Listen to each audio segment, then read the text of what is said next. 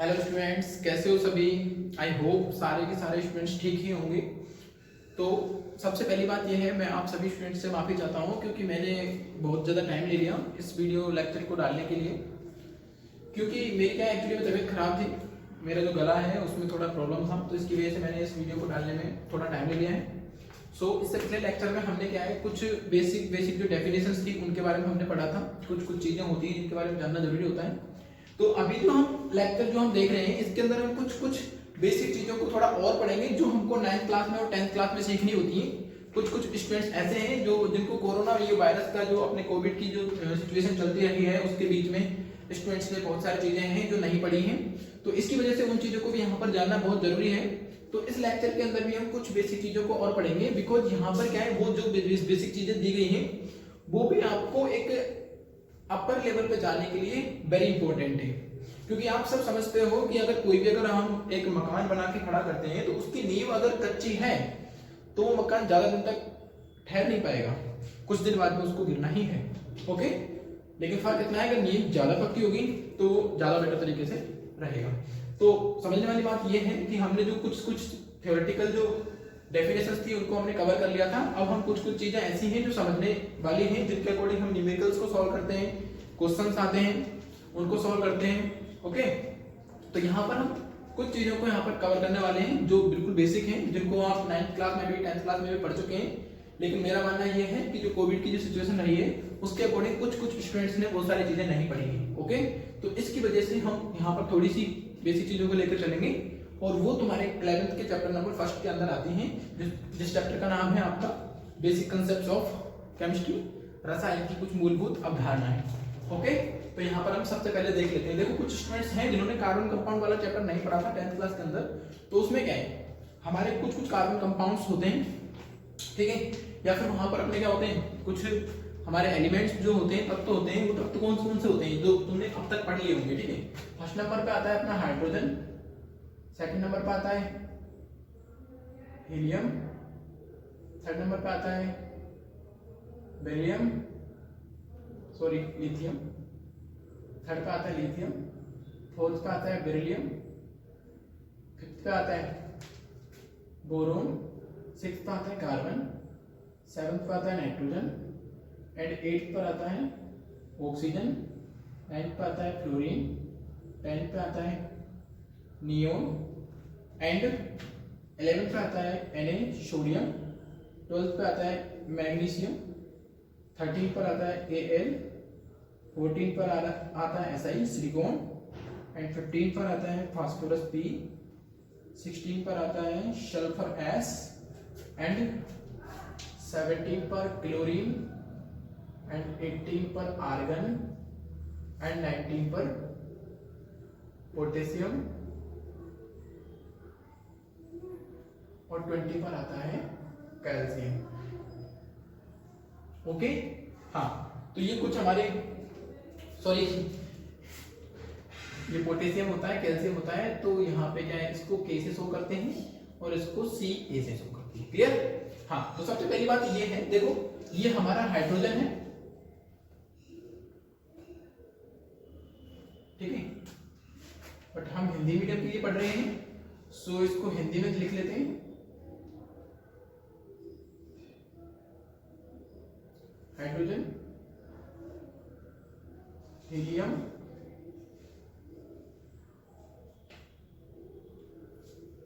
Lithium,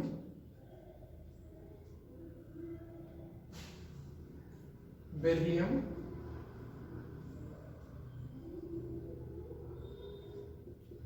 boron, carbon,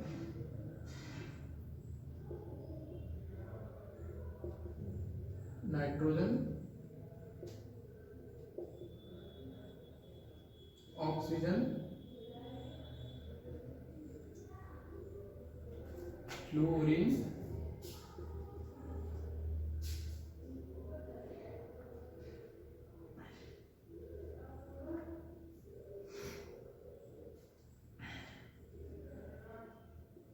neon, sodium,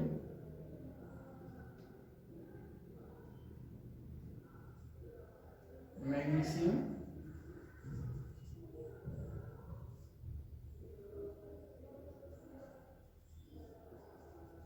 aluminium, silicon,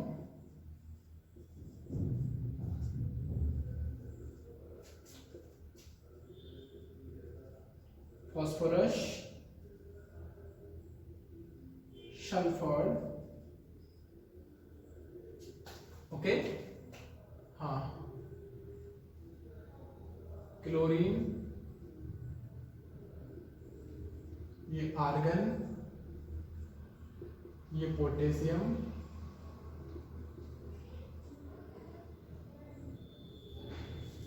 ये हमारा calcium. Okay students, हाँ देखो ये हमने क्या है 10th क्लास के अंदर कुछ एलिमेंट्स पढ़ लिए हैं, ठीक है। अब आपका 11th आ गया है तो यहाँ पर आपको पीरियोडिक टेबल देखने के लिए मिलेगी आगे, तो हम और भी एलिमेंट्स के बारे में डिस्कस आगे करेंगे। तो अभी तक के लिए आप ये जान लो, ठीक है, ये नॉर्मल चीज है जिसके बारे में हम थोड़ा पढ़ चुके हैं, क्लियर। हाँ, तो सबसे पहली बात ये है कि देखो सबसे पहले हमको पता होना चाहिए कि परमाणु क्रमांक क्या होता है, ठीक है। तो परमाणु क्रमांक वो होता है जिस नंबर पे किसी भी परमाणु को हमने स्थान दिया है, क्लियर। तो देखो हमारा हाइड्रोजन है, हाइड्रोजन को हमने नंबर 1 पर रखा हुआ है, तो हमारा हाइड्रोजन है उसका परमाणु क्रमांक क्या है 1। ऐसे अगर मैं फ्लोरीन की सॉरी ऑक्सीजन की पूछता हूं तो ऑक्सीजन हमारा O है, कितने नंबर पर रखा गया है 8 नंबर पे, तो ये हमारा इसका क्या है परमाणु क्रमांक है, क्लियर है, क्लियर, ओके। हाँ, अब दूसरी बात करते हैं हम परमाणु भार की या परमाणु द्रव्यमान की, ओके। तो परमाणु द्रव्यमान क्या होता है, क्लियर।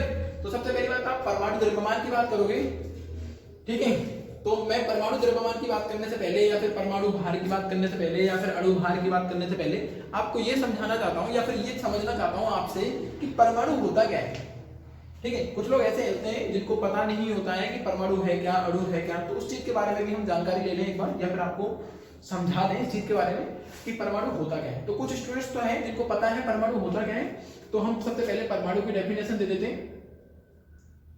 परमाणु, ओके, देखो किसी भी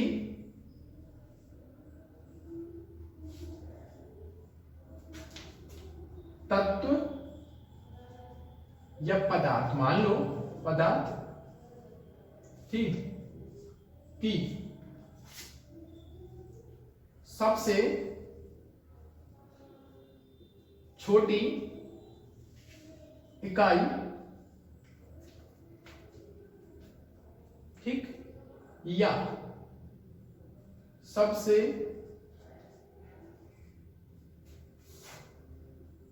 छोटा कण जिसे विभाजित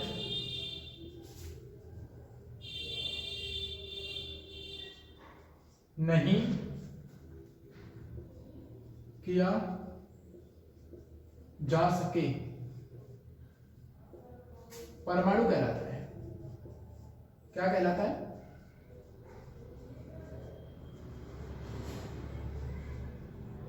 ओके, ठीक है। हाँ, जैसे मैं बात कर लूं, जैसे हमारे पास में कोई कार्बन परमाणु है, O है, ठीक है, नाइट्रोजन है, ETC, इसके अलावा बहुत सारे ऐसे एलिमेंट्स हो सकते हैं जिनके छोटे छोटे, जैसे हमारा कार्बन है वो क्या है कार्बन परमाणु है, ठीक है। हाँ, अब मैं बात करता हूं अणु की, ठीक है। तो देखो कुछ स्टूडेंट्स ऐसे होते हैं जिनको अणु का भी नहीं पता होता, ठीक है। हाँ, एक्चुअली कुछ कुछ स्टूडेंट्स ऐसे हैं जिनको इंग्लिश में पता नहीं होता है। परमाणु को हम एटम बोलते हैं, ठीक है, अणु को हम मॉलिक्यूल बोलते हैं, ओके। तो ये छोटे छोटे जो नाम है इंग्लिश वर्ड्स वो भी आपको याद रखना है, क्योंकि आप 11th 12th तक तो ये चीज कर लोगे, लेकिन यहाँ से आगे जब भी आप आगे मूव करोगे तो वहां पर आपको English is the very important language, वहां पर ज्यादा बेटर रहती है इंग्लिश, ठीक है। तो वहां पर आपको ये चीज ज्यादा मैटर करेगी, ओके। हाँ, अणु देखो क्या होता है, अणु को हम ऐसे बोल सकते हैं, किसी भी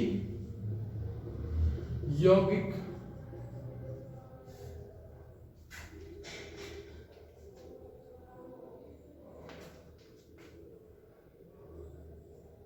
की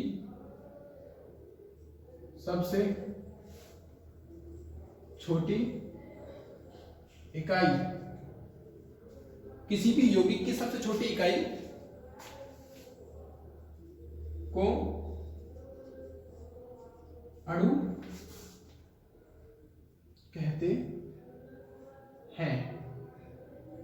अथवा ये भी कह सकते हैं, देखो दो या दो से अधिक परमाणु, दो या दो से अधिक परमाणु से मिलकर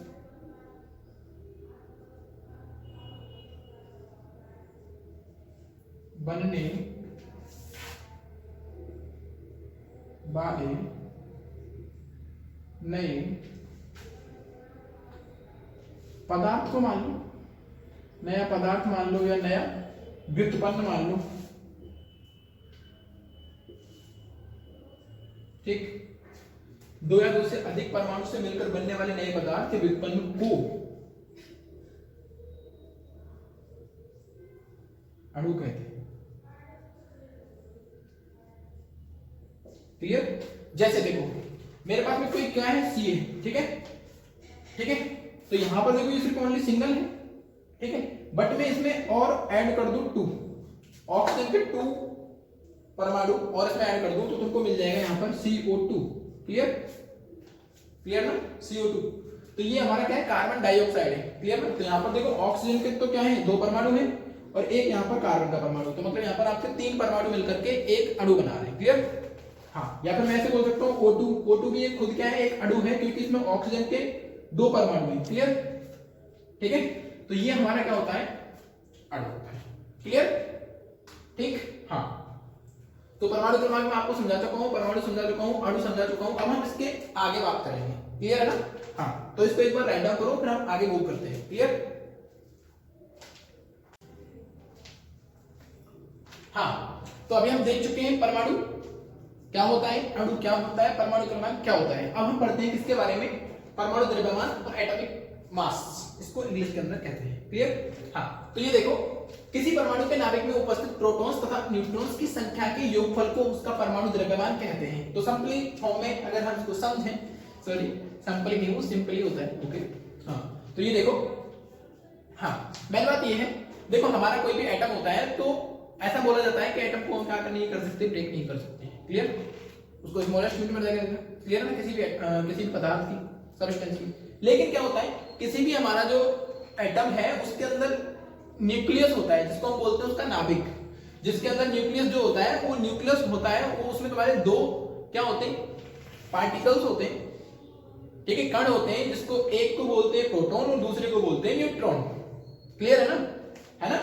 तो उन प्रोटॉन और न्यूट्रॉन की संख्या को ही हम क्या बोलते हैं, परमाणु द्रव्यमान।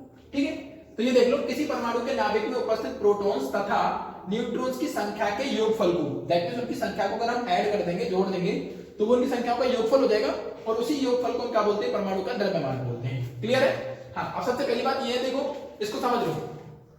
ठीक है, देखो पहली बात ये है, किसी भी परमाणु के द्रव्यमान को शो कैसे करते हैं, तो ये देख लो, इसका एक सिंपल फॉर्मेट होता है X Z A।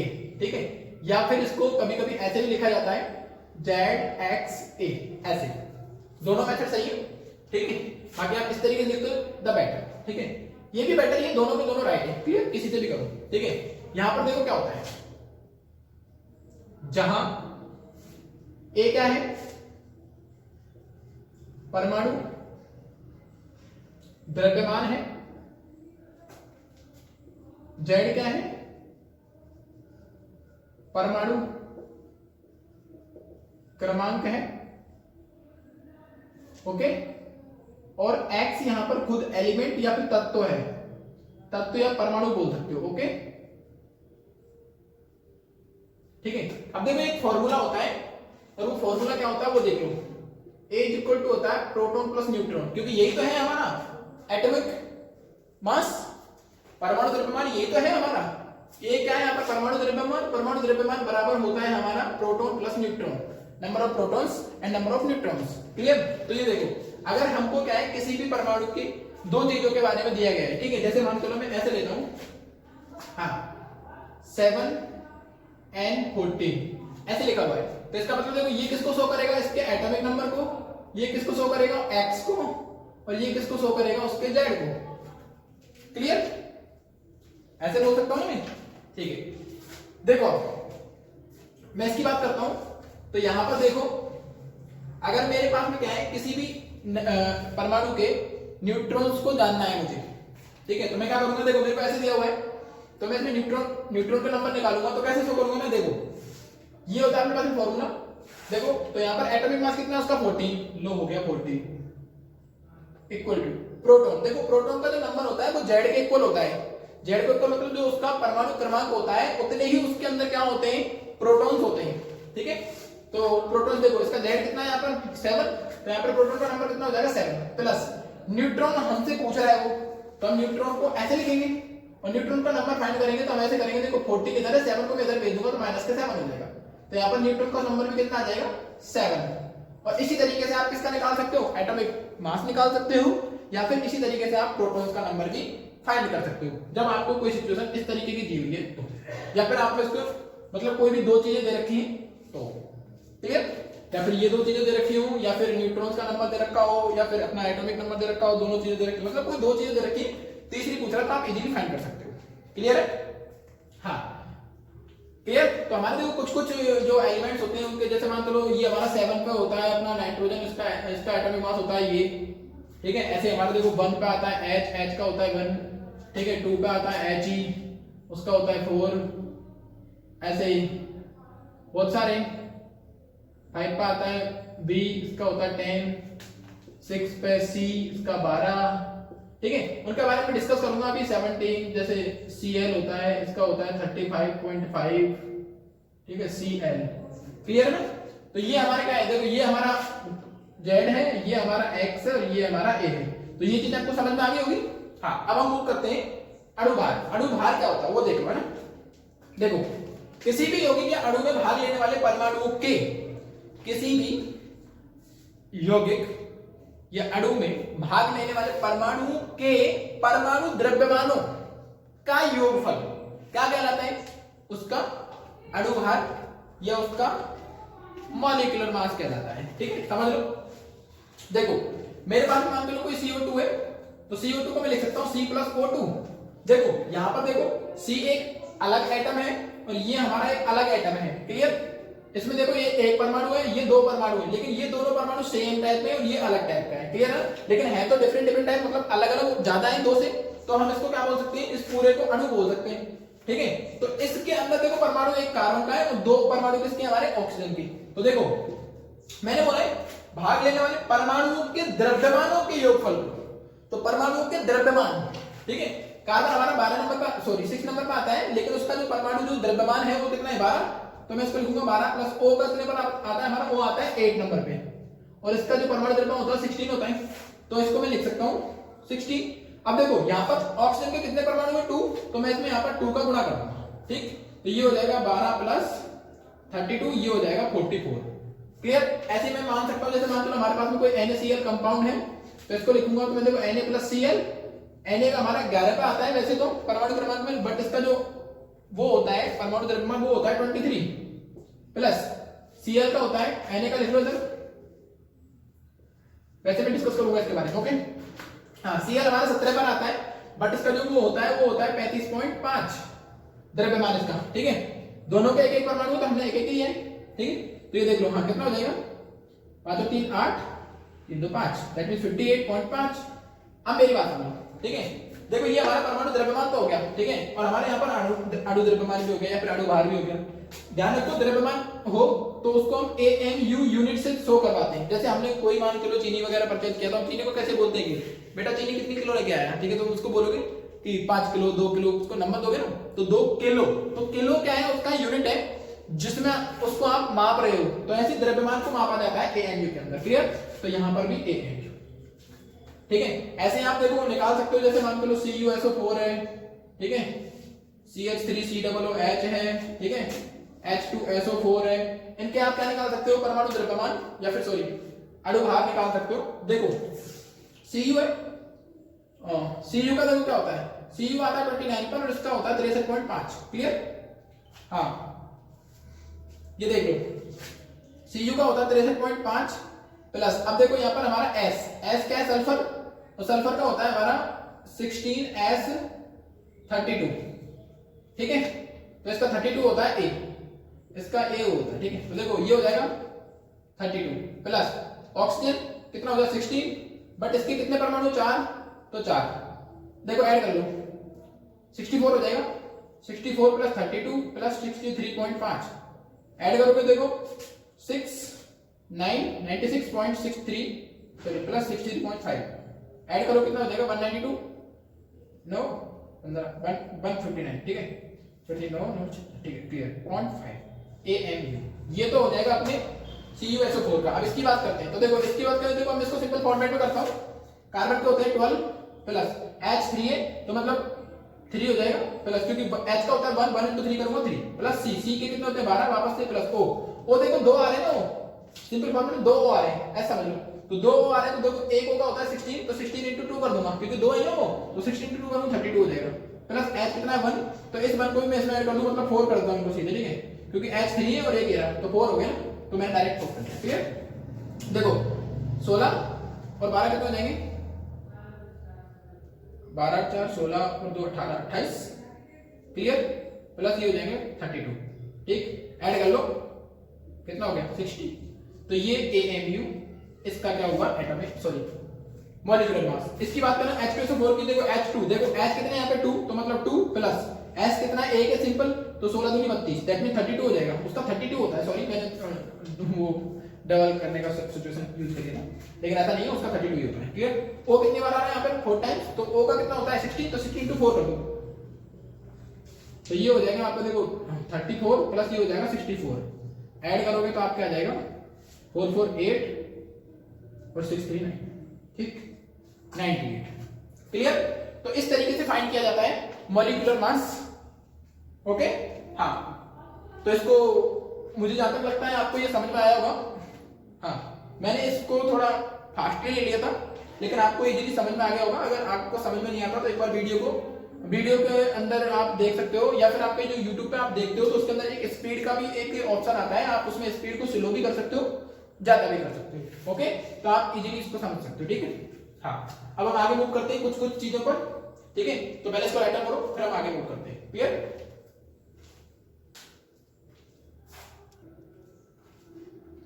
हाँ, अब देखो, हाँ, जब भी तुम केमिस्ट्री पढ़ रहे हो तो ये तुम्हारे लगभग फिजिकल केमिस्ट्री चल रही है, तो इसमें तुम्हारे क्या होता है, कुछ रिएक्शंस आते हैं जहां पर तुम्हारे कुछ ये सम बेसिक क्या दिए हुए हैं, परमाणु क्रमांक और उनके द्रव्यमान दिए हुए हैं, जो आपको याद रखने हैं। और बाकी जब भी कोई अलग डिफरेंट आएगा तो मैं वहां पर आपको बताते हुए चलूंगा, ओके।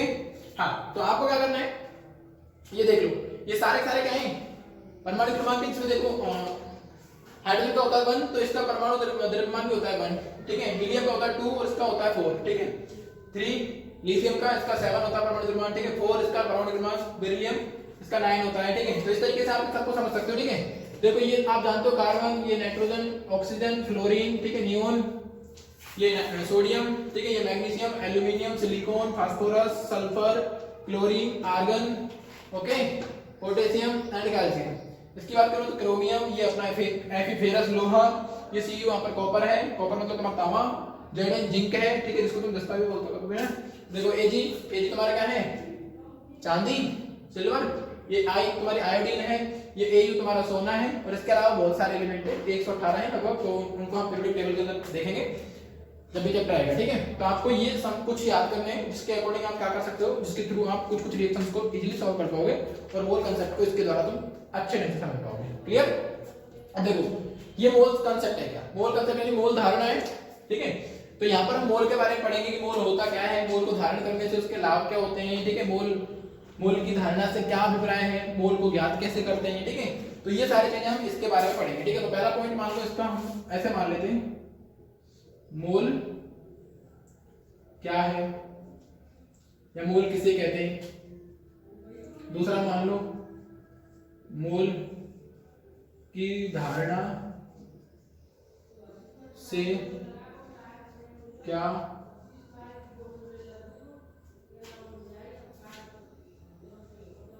अभिप्राय है, ठीक है। तीसरा मान लो मोल कैसे ज्ञात करते हैं। ठीक है, चौथा मान लो मोल धारण से क्या लाभ हो सकता है।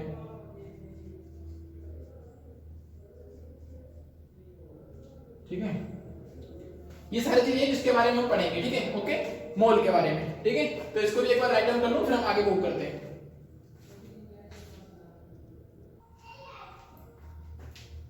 ओके, हाँ, अब देखो मोल।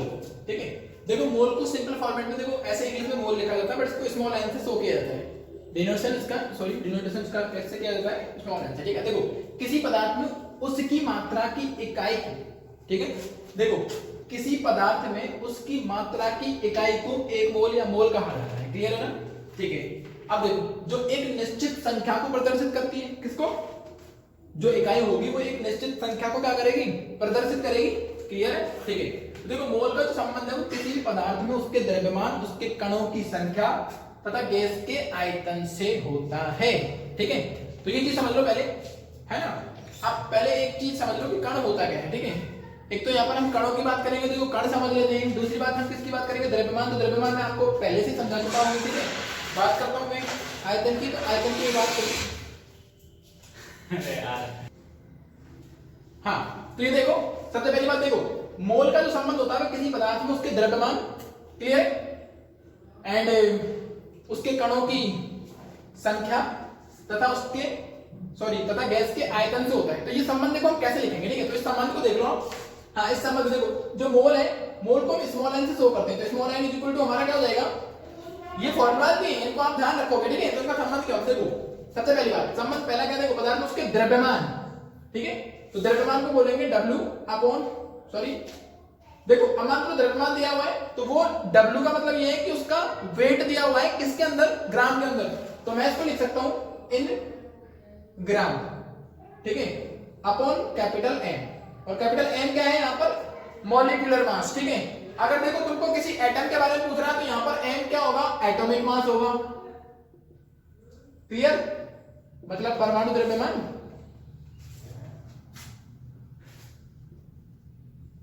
क्लियर। हाँ, सेकंड थिंग, अगर यहाँ पर तुमको कोई बड़ा कंपाउंड दिया हुआ है तो वहां पर तुम्हारा M क्या होगा, एक मॉलिक्यूलर मास होगा। ठीक है, मॉलिक्यूलर मास, और मॉलिक्यूलर मास को हम क्या बोलते हैं, अणुभार बोलते हैं। ठीक है, मतलब कि सिंगल एटम के लिए बात कर रहा है तो हम उसको एटॉमिक मास बोल देंगे, इस कैपिटल M को। और अगर हमारा किसी अणु के बारे में बात करना है वो, तो हम उसको M को क्या बोल देंगे, मॉलिक्यूलर मास, अणुभार बोल देंगे। तो पहला रिलेशन तो ये है। ठीक है, अब समझ लो इसमें क्या है, देखो यहाँ पर जो W है वो W क्या है, भार है उसका, और किसमें है, ग्राम में, मतलब उसका वजन, वेट। ठीक है, हाँ, और M की बात मैं कर चुका हूं। क्लियर है यहाँ पे। देखो दूसरा होता है N is equal to N0 upon Na। ठीक है, ठीक है, अब देखो ये Na क्या है, अभी समझाता हूं। ठीक है, यहां पर देखो N0 जो है वो क्या है, कणों की संख्या। ठीक है, यहां पर तुम्हारे देखो अगर कणों की संख्या की बात कर रहा हो तो यहां पर M0 किसको शो कर पाएगा, कणों की संख्या को। अगर तुमको परमाणु की संख्या दे रखा है तो ये किसको शो कर पाएगा, परमाणुओं की संख्या को।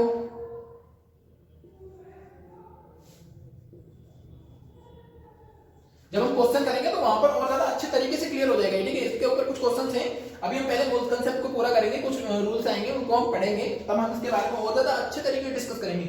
सिंपल फॉर्मेट में आप यहां समझ लो, ये संबंध है, रिलेशन दे रखे। और अगर अणु के नंबर्स की बात कर रहा है तो हम उसको अणु की संख्या बोलेंगे। ठीक है, अणु संख्या, अणु की संख्या। क्लियर। हाँ, अब बात करूं मैं Na की, तो ये Na होता है एवोगाड्रो संख्या, इंग्लिश में वैसे इसको एवोगाड्रो नंबर बोलते हैं। ठीक है, और ये होती कितनी है, ये देख लो, Na जो होता है इसको बोलते हैं 6.022 into 10 की पावर 23। ठीक है, इसको आपको भूलना नहीं, अभी हम मोल की डेफिनेशन पढ़ेंगे तो वहां पर थोड़ा सा डिस्कस करेंगे। क्लियर। तो अभी तक यहाँ पर आप ये रिलेशन समझ लो, ठीक है। हाँ, तीसरा देखो, पहला रिलेशन ये हो गया, सेकंड रिलेशन ये हो गया। इनको एक बार आप बॉक्सेस में बंद कर लीजिए, क्योंकि ये कुछ इंपॉर्टेंट आपके फॉर्मूलाज ही हैं जो आपको बहुत ही काम आने वाले हैं। क्लियर? ये 9th क्लास के अंदर बता दिए जाते हैं, लेकिन बहुत सारे जो टीचर्स हैं जो उनको नहीं बताते हैं, और कुछ स्टूडेंट्स भी हैं जो इन पर ज्यादा ध्यान नहीं देते, ठीक है। हाँ, थर्ड वाला देखो। हाँ, n इज इक्वल टू होता है, देखो ये तो हो गया आपका, देखो इस चीज के लिए, द्रव्यमान के लिए, ये हो गया उसकी कणों की संख्या के लिए, ठीक है, और ये हो जाएगा इसके गैस के आयतन के लिए। क्लियर?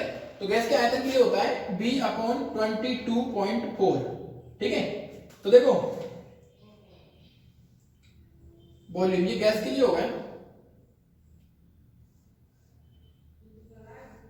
अब देखो, ठीक है, ये जो 22.4 है, मतलब क्या है, अगर कोई भी गैस है तो उसका ये वॉल्यूम है, B का है, वॉल्यूम ऑफ एनी गैस, ठीक है। गैस का आयतन मान लो, या फिर ऐसे मान लो आयतन, और किस पर है आयतन, एनटीपी और एसटीपी, ठीक है। किसी किसी बुक में एनटीपी लिखा हुआ होता है, किसी किसी में एसटीपी लिखा होता है, ठीक है। एसटीपी का मतलब होता है स्टैंडर्ड टेम्परेचर, ठीक है, और एनटीपी का होता है नॉर्मल टेम्परेचर एंड प्रेशर, ठीक है। Normal temperature and pressure, standard temperature and pressure, clear? हाँ, तो कितना होता है 22.4 लीटर, क्लियर? हाँ, तो ये 3 रिलेशन है इसके, और ये 3 तुम्हारे फॉर्मूलाज भी हैं जो आपको आगे मूव करते हैं मोल कंसेप्ट को समझने के लिए आपको, क्लियर? तो इसको एक बार राइट डाउन करो, फिर छोटा सा पार्ट रह गया उसको भी समझ लो, ठीक है। फिर इस लेक्चर को हम यहीं पर क्लोज करेंगे। पहले इसको लिखो, थोड़ा सा और है, आप लिखो, ओके। हाँ, अब देखो, ये देख लो मोल की परिभाषा, ठीक है। देखो, किसी पदार्थ की वह मात्रा जिसमें उतने ही, ठीक है, जिसमें उतने ही जितने कार्बन 12 के 12 ग्राम में होते हैं, ठीक है। समझ वाली बात? देखो, किसी पदार्थ की वह मात्रा जिसमें उतने ही, ठीक है, उतने ही जितने कार्बन 12 के 12 ग्राम में होते हैं। देखो, हाँ, किसी पदार्थ की वह मात्रा जिसमें उतने ही, अच्छा यहां पे कण बोल रहा है, ठीक है, सॉरी, ठीक है। हाँ, अब देखो, किसी पदार्थ की वह मात्रा जिसमें उतने ही कण होते हैं जितने कार्बन 12 के 12 ग्राम में होते हैं, क्लियर? ठीक है। तो देखो, कुछ स्टूडेंट्स ऐसे होते हैं जिनको समझ में नहीं आएगा, ठीक है। तो देखो, कार्बन का एक समस्थानिक होता है जिसको हम आइसोटोप बोलते हैं। तो कार्बन के जो 12 वो होता है, कार्बन जो 12 जो होता है उसका आइसोटोप, तो उसके 12 ग्राम में जितने क्या होते हैं, कण होते हैं, वो उसका क्या होता है, 1 मोल होता है, ठीक है। या फिर इसको मैं ऐसे लिख दूं, देखो सिंपल डेफिनेशन ऐसे लिख दूं, आप ऐसे समझ लो, ठीक है। कार्बन 12 के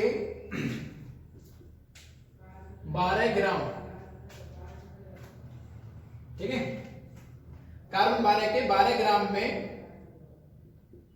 उपस्थित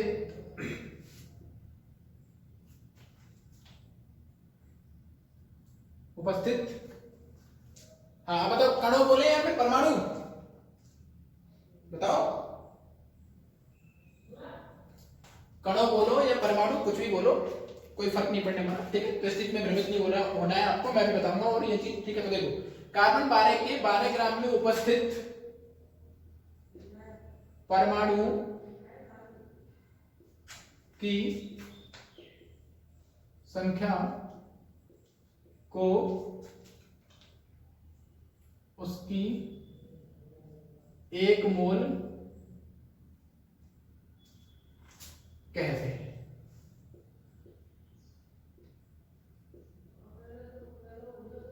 ओके, ठीक है।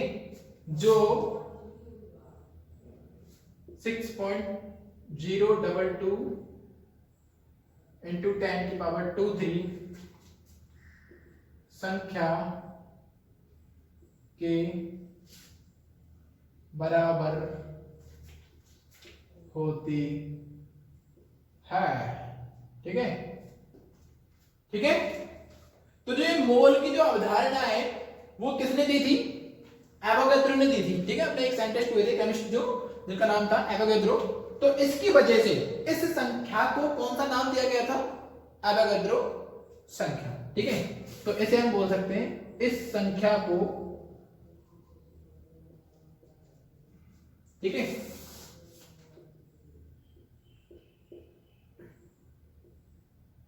एवोगैड्रो संख्या कहते हैं। ठीक है, दैट मीन्स अगर मैं बात करूं तो एक मोल जो होगा, तो मैं अगर एक मोल की बात कर रहा हूं तो एक मोल के अंदर 6.022 इंटू 10 की पावर 23 इतने कण होंगे। ठीक है, या परमाणु होंगे। समझ लो, ऐसा समझ लो, जैसे समझाता हूं मैं तुमको एक मोल क्या। ठीक है, देखो जैसे मान के चलो हम क्या करते हैं, कुछ बहुत सारी चीजें होती हैं उनको हम बहुत सारी नाम ना लेकर के हम उनको एक ही नाम से बोल देते हैं। ठीक है, जैसे मान के चलो मेरे पास में 100 पेन है। ठीक है, तो मैं ऐसे थोड़ी ना बोलूंगा 100 पेनों को एक पेन एक पेन एक पेन एक पेन 100 बार थोड़ी ना बोलूंगा, नहीं बोलूंगा ना। तो हम क्या करेंगे उनको एक साथ बोल सकते हैं 100 पेन। दैट मींस 100 पेनों के एक झुंड को हम बोल देंगे 100 पेन। क्लियर ना? तो मतलब वो 100 है, गिनती में 100 है ना, काउंटिंग में, तो उसको हम 100 बोल देंगे या फिर सैकड़ा बोल देंगे। क्लियर? ऐसे जब तुम क्या करते हो, जैसे किताब वगैरह लेने जाते हो तो तुम ऐसे नहीं बोलते मेरे को 12 किताब दे दो। ठीक है, 12 किताब होती है या फिर 12 नोटबुक होती है, तो तुम 12 नोटबुक को 12 नोटबुक ना बोल करके तुम ऐसे बोलते हैं 1 दर्जन बुक दे दो। तो वहां पर 1 दर्जन क्या है, एक स्पेसिफिक नेम है जो क्रिएट किया गया है 12 नंबर्स के लिए। क्लियर? तो मतलब यहां पर क्या है, 12 नंबर्स हैं, तो it will be equal to the 1 दर्जन, दैट मींस 1 डजन। ठीक है, हाँ, तो ऐसे तुम्हारे देखो जब तुम पतंग वगैरह लेने जाते हो तो पतंग वाले क्या बोलते हैं, अरे भाई एक कोरी पतंग दे दे। तो एक कोरी का मतलब क्या है, उस कोरी के अंदर जो पैकेट आता है उसके अंदर 20 पतंगें आती हैं। क्लियर? तो मतलब 20 नंबरों की संख्या को हम क्या बोलते हैं, कोरी बोलते हैं। तो इसी तरीके से एक मोल जो होता है उसके अंदर इतनी संख्या होती है। क्लियर? दैट मींस 6.022 इंटू 10 की पावर 23 इतने नंबर परमाणु हैं, तो उनकी संख्या तुम्हारी जो है वो एक मोल के बराबर है। दैट मींस एक मोल में इतने परमाणु, इतनी संख्या में परमाणु है, इतनी संख्या में कण है, इतनी संख्या में अणु है। ठीक है, तो ये संख्या तुम्हारी एक मोल होती है और इसी संख्या को हम क्या बोलते हैं, एवोगैड्रो नंबर बोलते हैं। तो ये फाइनल कर लो कि इसको हम Na से शो करते हैं और ये होती है 6.022 या फिर इसको कभी कभी 3 भी बोल देते हैं। ठीक है, इंटू 10 की पावर 23। क्लियर? क्लियर ना? क्लियर? तो इसको राइट डाउन करो। ठीक है, अब इसके देखो कुछ महत्वपूर्ण बिंदु देख लो अगर तुमको समझने हैं तो। ठीक है, देखो महत्वपूर्ण बिंदु वो क्या है देख लो। ठीक है, पहले इसको लिखो फिर देखते हैं।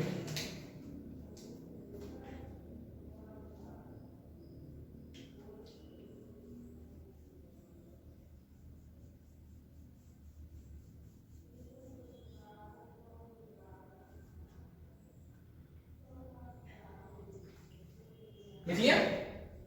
हाँ, देखो महत्वपूर्ण बिंदु अगर मैं बताऊंगा तो ये मेरे को थोड़ा सा स्पेस कम पड़ जाएगा। एक काम करता हूं मैं इसको मिटा देता हूं। ठीक है, तब तक आप राइट डाउन करो, फिर मैं इस ऊपर से करता हूं। तो ठीक है, हाँ राइट डाउन करो।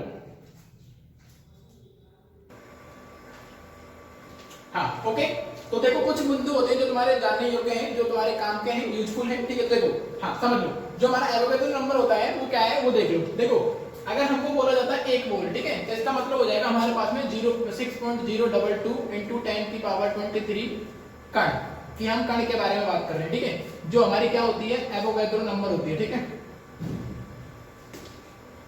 ठीक है, या फिर एवोगैड्रो संख्या। ठीक है, एक मोल परमाणु की बात करते हैं तो हम ऐसे बोलेंगे 6.022 इंटू 10 की पावर 23 परमाणु, इसको ऐसे लिखते हैं। क्लियर? एक मोल अणु की बात कर रहे हैं तो 6.022 इंटू 10 की पावर 23 अणु, इसको हम ऐसे बोलेंगे। ठीक है, एक मोल परमाणुओं का भार, दैट मींस हम इसको बोलेंगे परमाणु भार, लेकिन किसमें, ग्राम में, ग्राम में हो गए। एक मोल अणुओं का भार हम इसको बोलेंगे अणु भार,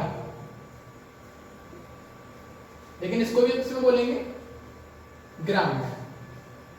ओके, हाँ, तो सिंपल थिंग ये है जो आपको ध्यान में रखनी है, जब भी कभी कहीं पर भी अगर 1 मोल परमाणु की बात आती है तो आप उसको मतलब 6.0222 × 10⁻23 से डिनोटेशन लोगे, समझोगे उसको, ठीक है। 1 मोल अणुओं की बाहर की बात होती है तो अणुभार होगा वो ग्राम में दिया जाएगा, ठीक है। हाँ, मतलब किसी गैस के एनटीपी या एचटीपी पर 1 मोल द्वारा जो स्थान आयतन घेरा जाता है वो हमारा कितने के बराबर होता है?